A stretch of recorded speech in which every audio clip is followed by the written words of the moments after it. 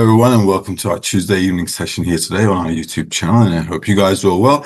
I do apologize for the delay because I completely forgot about it. So sorry about that. All right, and let's get smashing. We're going to carry on today with overcoming the burdening of the heart, and we are on item, what number are we on today? Number? Okay, 7. All right, so let's get started. This is Rabash, article number 2. If you have any questions, as usual, shoot them through and we'll try to get through them as best we can. This is from the article, What is Return, O Israel, unto the Lord your God in the work. If the heart is broken, meaning the will to receive controls the heart, abundance cannot enter there because everything that the will to receive receives will go to the klipot, the shells. This is called the breaking of the heart.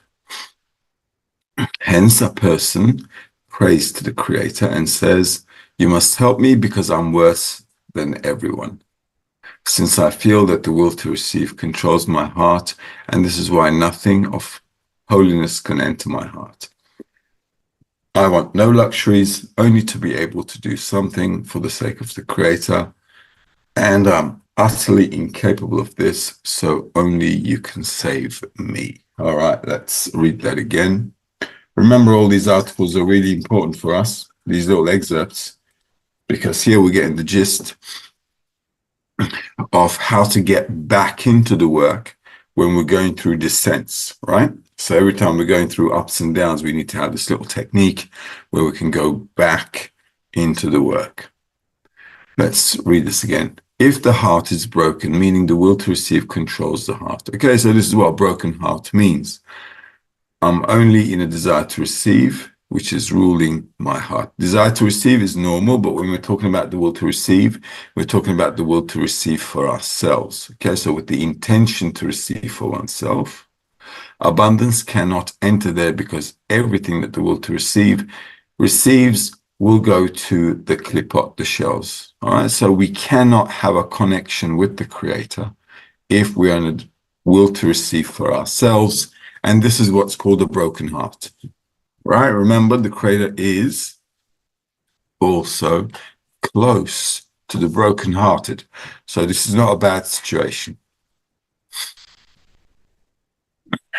Now then, this is called the breaking of the heart. Hence, a person prays to the Creator and says, you must help me because I'm worse than everyone, since I feel that the will to receive controls my heart. Now, we've got a bit of a problem here.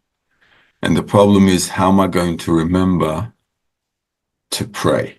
Why? Because once a person's in a descent, you won't always remember to pray, right? So I need some kind of a support from the outside, something like triggers me to get back into that demand. And that's only if I have a good environment around me. Okay, because if I don't have that, I will not remember to turn to the Creator. A descent means I'm out of the game. Okay, I'm out of the game. So I need to get back in there, and I need to be reminded of that. Hence, the person prays to the Creator and says, you must help me because I'm worse than everyone. Why? Because if I see I'm worse than everyone, I'm going to receive a burdening of the heart, like we read before. Okay, so I'm going to feel heavy. So getting back into that routine, understanding what I'm supposed to be doing, all of that is going to be a bit of a drama. Since I feel that the will to receive controls my heart, and the reason it's going to be a drama is because the will to receive is controlling you. So you're not always going to have the opportunity to remember that you need to go back to the Creator. You won't remember that all the time. And this is why nothing of holiness can enter my heart. Okay, so in such a situation, I have no connection with the Creator, and this is my problem. I want no luxuries, which means I only want one thing, which is a must have. Okay, no luxuries means this is something I need to survive. I need to be able to do something for the sake of the Creator, and that's bestowal. And I'm utterly incapable of this, so only you can save me. All right, so we have to come to a state where only the Creator can help us. And that's the feeling we should be having, because as you know, you cannot pray in the wisdom of Kabbalah with lip service. Does that make sense? Right? No lip servicing with the Creator. He doesn't listen to our junk. He only feels our heart. So we need to make sure we come to a state where we feel like the Creator is the only person or the only force, right, that can help us in the work. Let's go on to item number 8. This is from Rabash again. When we want to walk in the work, meaning with the aim of the heart, to intend that all his work will be for the sake of the Creator, then begins the order of the work. That is, the wicked in his heart, which are called the will to receive for oneself, resist working for the sake of the Creator. However, God has made them one opposite the other, meaning that to the extent that he wants to walk on the path of truth, to the extent the truth, to that extent, the truth about the evil within him appears. Okay, so this is another great principle which we all need to be familiar with, because if we're not familiar with this, we're going to get ourselves into trouble. When we want to walk in the work, meaning with the aim of the heart to intend that all his work will be for the sake of the Creator, then begins the order of the work. So my spiritual work can only begin if I direct my heart towards the Creator. Okay, once I do that properly, then my spiritual work starts. And what do I get? I get what's called the wicked in his heart, which are called the will to receive for oneself, resist working for the sake of the Creator. So immediately inside of me, I should feel resistance to the work. If I don't feel that resistance to the work, then obviously, I'm not doing the proper work. Okay. So if I feel resistance against spirituality, then I can begin to think, I must be doing something right. Okay. However, God has made them one opposite the other, meaning that to the extent that he wants to walk on the path of truth, to that extent, the truth about the evil within him appears. So a lot of people ask, how can I measure if I'm doing the right work or not? Well, this is one way of measuring it. The more I work correctly, the more I should feel like I'm evil. Right? And you should not run away from the work because of that. A lot of people run away when they see the bad.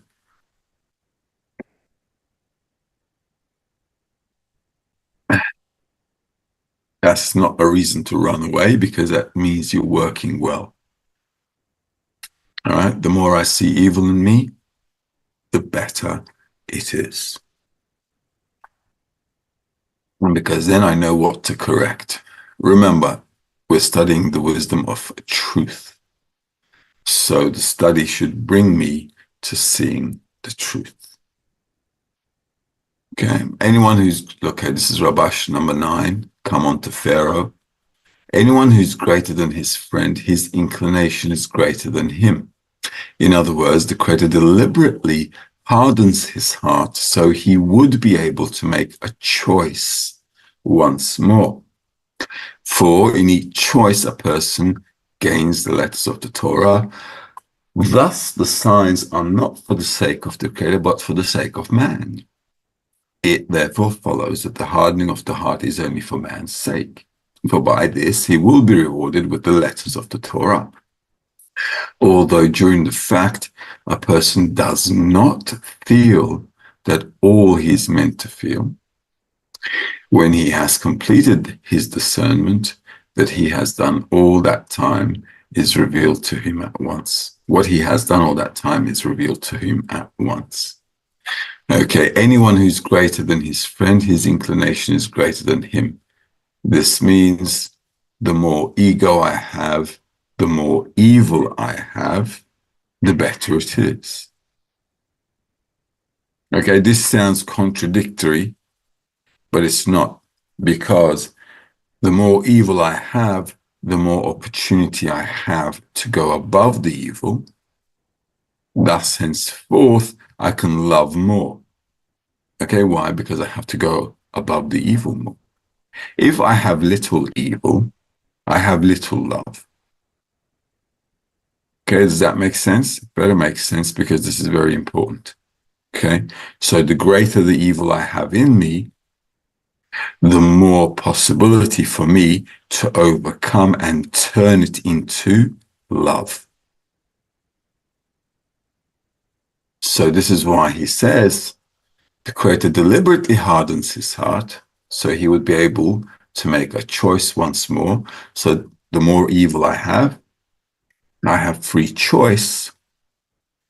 For in each choice, a person gains the letters of the Torah. The letters of the Torah are the desires. The more I have them, the more I can correct them. The more I can correct, the more I can use in order to bestow. So I get more light. All right. This is why people who study the wisdom of Kabbalah are the worst people in the world. This is why we come to the study of the wisdom of Kabbalah, because we're not good. All right. Thus, the signs are not for the sake of the Creator, but for the sake of man. So all the evil I see is good. It's good for us. Now I know what to change. And then if I'm working correctly, I can change them. And accordingly, I can go above. Okay, above my desire to receive and ascend in spirituality. It therefore follows that the hardening of the heart is only for man's sake. Okay, so the more evil I have, it's good for me. Okay, it doesn't feel good, obviously, when you're going through that stuff. However, we have to think about why it's being revealed and what I have to do with it, rather than complain about how bad I feel because I've got evil in me. All right, so we have to have a mature attitude here. This is why we need to have a very sound mind when we're studying the wisdom of Kabbalah. We have to understand the process of correction. In order for me to get corrected, in order for me to adapt to the Creator, what I have to do is change myself. And that means understanding how to behave correctly in the reality of the Creator. In order for me to live properly in this life, as a child, I have to break things. If I do not break things, I don't know how to use things properly. Does that make sense? This is why we're falling and getting up. We break plates, glasses, all kinds of things. All our toys get broken. Everything has to be broken. Then I know how not to break things. Okay, it's the same thing. It's the same logic, same thing. So there's no contradiction here. Everything grows through corruption. Okay, this is why we have corruption in life as well. We cannot change unless we understand that we are completely corrupt. What else? So this is all good for us. Okay, so we have to understand that the revelation of all this stuff is good for us. Although during the fact that person does not feel all that he's meant to feel, when he's completed his discernment, what he has done all that time is revealed to him at once. Okay. Now, many things along the path get revealed to a person. All right, a lot of things, and this is how it's supposed to be. And there are a lot of things we also don't feel, but we go through. We're just going through, because in our day-to-day life as well, okay, we go through a lot of things. What happens? Well, we don't really know what we're going through as well. Okay, this is how life is. A lot of the times we don't even understand what we're going through. We don't even pay a lot of attention to what we're going through. All right. So this is why in spirituality it's the same thing. But once we go over stuff which we didn't really pay attention to, what happens is afterwards we remember stuff. Okay, so when we go through things in life, sometimes we don't, pay attention to it. But after we go through something at another time, it dawns on us, oh, I did that. Oh, I went through that. Okay. Do you guys remember such states? Okay, such states might have happened in life. Okay. And this is how it is as well. When we're growing up, we often don't make sense of things that we went through. But as we grow up, we begin to use those things, and then we understand why we went through them. It's the same kind of thing here. All right. Sometimes we'll see them, sometimes we won't, sometimes we'll understand them, sometimes we won't. And then whatever will be, will be. At the end of the day, though, what we don't understand today, sometimes we'll have an aha moment. All right. So when we get that aha moment, it's something we went through in the past. We didn't know why we were going through it. We were complaining about it. But then afterwards, then it makes sense, because if I hadn't gone through it, I wouldn't be coming to an understanding that I'm coming to right now. Okay? Am I talking gibberish, or are we all on the same page? Okay, well, looks like we're all on the same page. Fair enough. Let's do item number 10, and this is the last one. And okay, so we've got 3 minutes, and this is the last. We've got 2 questions. We got questions. Ingrid's asking, what exactly in me is evil? What do I need to correct? We need to correct the evil in us, meaning that I have a desire and I want to use it for my personal benefit. And when I do that, I understand I'm causing harm to somebody. And personally, I don't care. Okay, that's the evil. When I don't care about other people and I do things which is just for my benefit, and I don't care what happens to others. Okay, so this is normally with respect to the connection between people. So if I'm trying to build a connection of love with somebody, I have to see what's stopping me from loving that person. And that's the evil we're talking about. Okay, so that's good. That's a good question. So you don't have to correct how much you're eating. You don't have to correct what you're eating. We don't have to correct anything with respect to our animate life. Okay, so food, family, sex, we don't need to correct those. Okay, why? Because animals do that, plants do that. Okay, so there's nothing to correct with respect to our animate life. Okay, so all of that stuff, the outside world is always trying to correct corporeal stuff. You can't eat this, you can't do this. Okay, they always talk about food, sex, family, and that kind of stuff. Well, that's not what we're supposed to be correcting. You can eat whatever you want. You can have a, I don't know, sex life. You can do what you want with respect to sports. You can do, I don't know, things you do corporeally. That's not what the Creator is talking about. The Creator is talking about hurting that connection between people, which through that connection, we're supposed to attain the Creator. All right, so we're focusing only on that. We're just focusing on correcting that good relationship with others. Okay? Dree is asking, what if I perceive my friends in a broken heart all the time, like they take turns? Why would I perceive that? Because we always perceive what we are. I don't know what my friend is going through. I only know and see and feel through the world what I'm going through. All right, remember the perception of reality.